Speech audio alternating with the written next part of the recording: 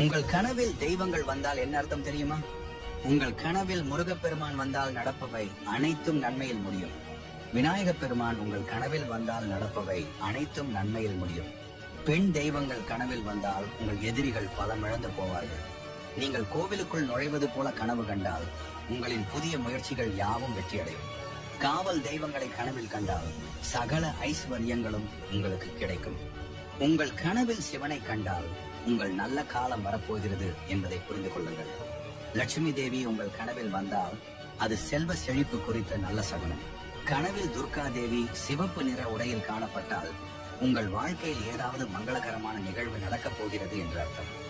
துர்கா தேவியோடு கர்ஜனை செய்யும் சிங்கத்தை கண்டால் அது ஏதோ பிரச்சனை வருவதை குறிக்கிறது என்பதை புரிந்து கொள்ளுங்கள். உங்கள் கனவில் எந்த கடவுள் வருகிறார் என்று கமெண்டில் சொல்லுங்கள்.